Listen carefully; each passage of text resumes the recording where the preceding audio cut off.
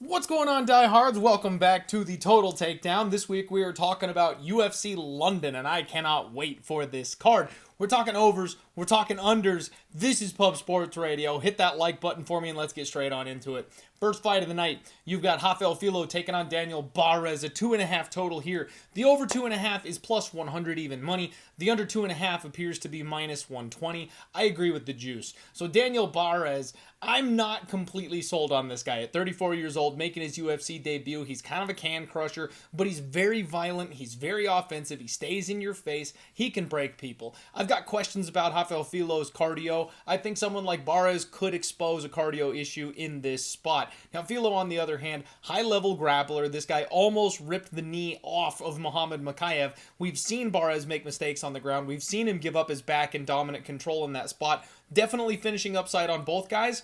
Give me under 2.5. Bruno Brazil taking on Shauna Bannon in a spot where the UFC is really trying to get the Irish fighters up one here. 2.5 the total, minus 260 to the over, plus 210 for the under. I would love to flip the script and make an argument for the under here. You guys know I love doing that. Not this time. Can't do it. I think this is a spot where these women are very, very similar. And if anything, Bruna Brazil just has that body lock grappling edge. And if she goes to that, we can see a very, very slow-paced, grindy kickboxing fight with a bunch of clinching involved. I think it goes over. Yanel Ashmose takes on Chris Duncan in the next fight. Another 2.5. I'm a little surprised we're getting 2.5 here on this one. Over 2.5 is plus 145. Under 2.5, minus 170. And I like it a juice. This is another spot where I love violence. My guy Yanel Ashmose, he is tough. He is durable. He's got decent takedown defense. He's got a good get-up game. He's got everything you're looking for. And he's taken on Duncan, who's a guy that we know is a bite-down-on-your-mouthpiece brawler who's got some chin concerns. This guy gets rocked and chinned in basically every fight that he's in, panic wrestles, and then whether or not he gets the takedown kind of determines how the fight goes from there. Now, he is working at ATT, so maybe the game plan tweaks will get him, going the right direction here. But I still think once he gets cracked, he's going to default back to the other mode. And he hits like a truck. So if anybody was gonna take out my guy Yanel Ashmose, it would be someone who hits as hard as Chris Duncan does. So I think under 2.5, minus 170. A little too much chalk for me. I'm probably not playing it, but that's definitely the way I would look. Piani Kanzad takes on Ketlin Vieira. I'll save a little bit of time here. This one's got split decision written all over it. We're going to see a kickboxing match with these ladies clinching up with each other, and they're both tough, they're both durable, they both have good solid takedown defense. Over, baby. Minus 300 is the over 2.5, so we don't need to spend too much time on that one. No one's laying that number. I like the split decision prop, though. That could be fun. Brian Barberena takes on Mahmoud Muradov coming up next, and we've got another 2.5. The over is plus 100, the under 2.5 is minus 120, and I think this is another violent spot. The only problem is, you guys know the rule, both fighters have to contribute to that under for us to play it. I only see violence on one side here, and that's Mahmoud Muradov. Bilal was on the mind for some reason. I don't know why I can't get Muhammad out of my head here. Mahmoud is the fighter we're discussing. Brian Barberena had some chin concerns. He likes to stay right in front of your face and bang. He can't defend a takedown to save his life. He is super reliant on the volume, and he's moving up a weight class here. It just doesn't make sense to me. He's not going to crack and knock out Mahmoud Muradov. I don't think he's got that kind of power. I don't think it'll translate up a weight class. Size advantage Muradov. It all comes down to, does he want a highlight reel finish? Is that what he's coming in here looking for? Or is he going to show off his improvements in the grappling game? Because if he does that, then maybe it goes over. I gotta say under 2.5 though. I think Muradov probably finds a finish. Next up, you've got Jamal Pogues taking on Michael Parkin. 2.5 the total. Over 2.5 is plus 115. The under 2.5 minus 135. And I kind of like the over here. Parkin is a guy, he's making his UFC debut off the Contender Series. He's off a round 1 KO win, or submission win, rather. He's got some decent grappling chops on him. He's training with some good, solid opposition. So I do think he's got a UFC caliber skill set. The thing is, Jamal Pogues is the guy with UFC level experience. He's the guy that's actually been in there and gone 15 minutes with UFC caliber fighters at heavyweight. So I'm not expecting Parkin to just come in here and one punch Jamal in the face and that's going to be the end of it. Pogues has no power whatsoever. This guy's got a nice clean jab. He's got decent wrestling, but that's it. That's what he does, is he jabs and he wrestles. He's not going to be finishing anybody unless they completely death gas, and that's what it took actually in Michael Parkin's Dana White's Contender Series fight for him to get that round 1 finish, is his opponent completely death gassed after hurting him on the feet and trying to get the finish. I think this will be a more measured pace. I think there's going to be a lot of grappling here, and just sneaky suspicion this thing goes all 15 minutes. I think Michael Parkin wins. I think he's got more finishing upside if somebody does finish, but at the end of the day, I think we're going to get tired, sloppy heavyweights laying on each other about halfway through the second round, and this thing ends up going 15. Yoel Alvarez takes on Mark Diakiese next. 2.5 the total, over 2.5 plus 160, under 2.5 minus 190. And this is another spot where the under 2.5 just doesn't make sense to me because it's all on Alvarez to get the finish here. Mark Diakiese doesn't finish shit. The guy has no killer instinct anymore. He doesn't even want to finish anybody. He just wants to go out there and feel good fighting and not feel like he's going to lose his job. Well, he's coming off a brutal performance where he played it safe. That's what happens. Now you might be on the chopping block yet again. So they're putting him against Alvarez, who's a brutal finisher. Big, powerful kicks on the feet, nasty submission game. We know Diakiese has struggled with these submission grapplers here in the past. So if anybody's winning, it's Alvarez, and it's probably by sub. I don't see a world where Mark Diakiese finishes Yoel unless he drives such a pace that he somehow breaks him deep into the third round. And frankly, I just don't see Mark Diakiese doing that, because when he goes to that D1 Diakiese mode, he takes his time. He sits on top of you. He makes sure he's got his energy and his cardio. He doesn't ever advance or put himself out of position looking for a finish. So I doubt we're getting anything offensive here from Mark Diakiese, at least enough to finish or end the fight. Can't lay minus 190. The only thing I could look at is the over 2.5. I do actually think there's a high probability Alvarez submits Mark Diakiese, but there's better numbers out there. Play Alvarez inside the distance. Play Alvarez by sub. You don't need to lay minus 190 on a 2.5 here in this fight.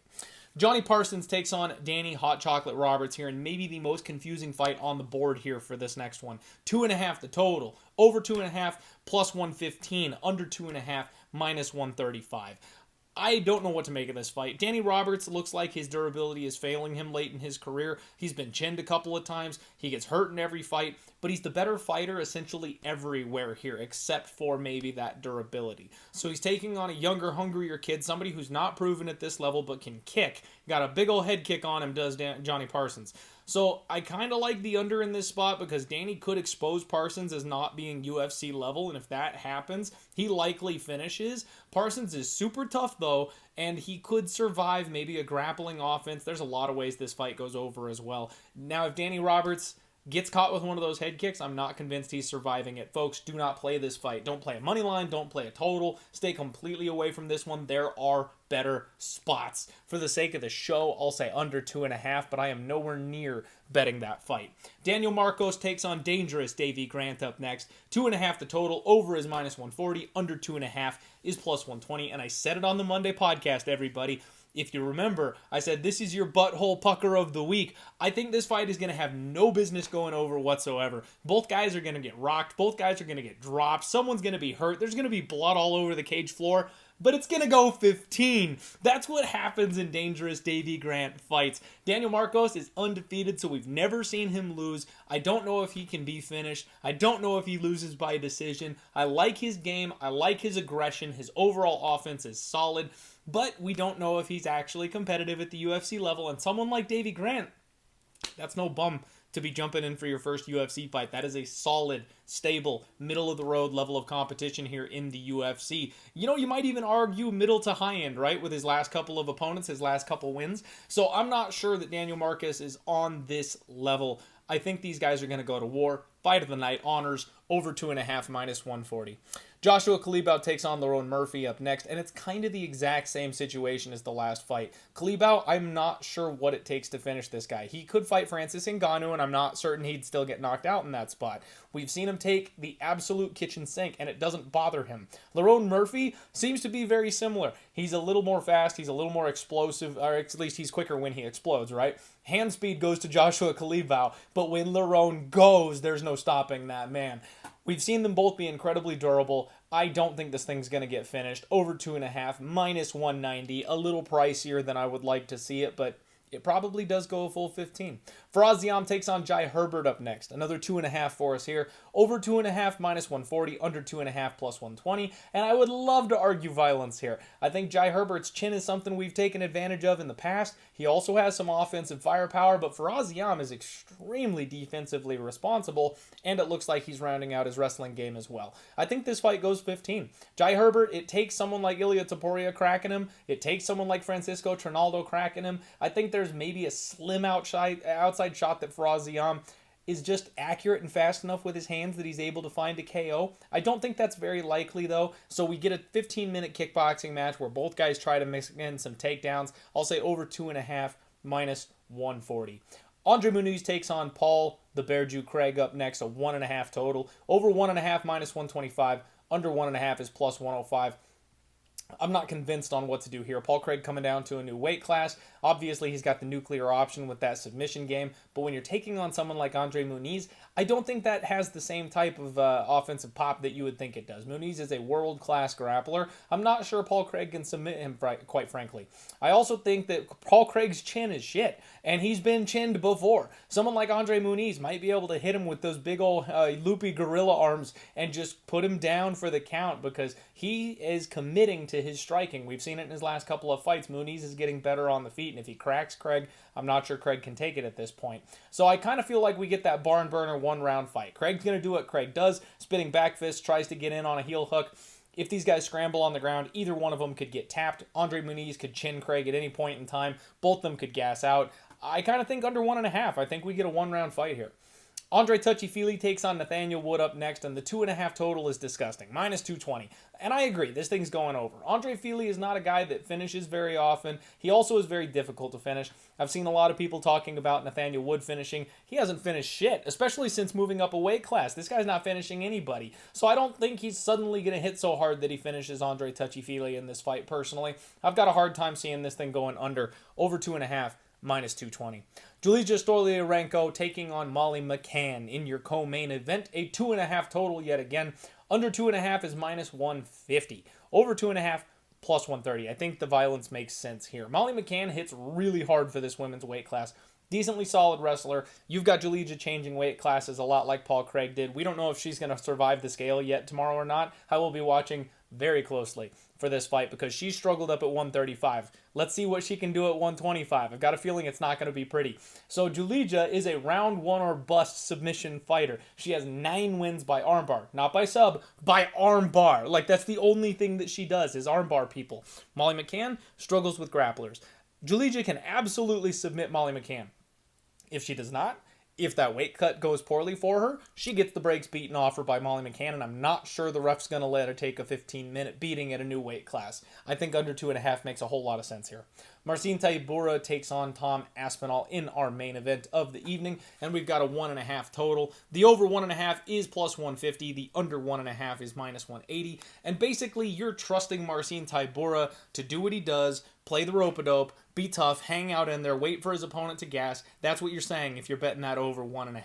I think Tom Aspinall comes out like a bat out of hell. Like, he's coming off an injury. He's going to be a little cautious, but as soon as he finds his timing, as soon as he finds his range, he's going to just bank Tybura on the chin. And these guys that are big, fast, athletic, especially guys that are younger, guys that are contender-level fighters, when they touch Tybura, he crumbles. He only beats guys that gas out, and then he takes advantage of that later on in the fight. He doesn't even finish all of them when that happens. Look at the Romanov fight. So I do think the over has some legs if Tybura is able to survive round one. But quite frankly, I think this fight ends whenever and however Tom Aspinall wants it to. I'm going to pick the under 1.5. I'm not laying minus 180 on it, but I think Tom Aspinall decides how and when this fight ends. That's the Total Takedown, everybody. Hit the like button for me. We'll see you tomorrow for the undefeated post-weigh-in show. Good luck on all your degenerate action. Let's roll.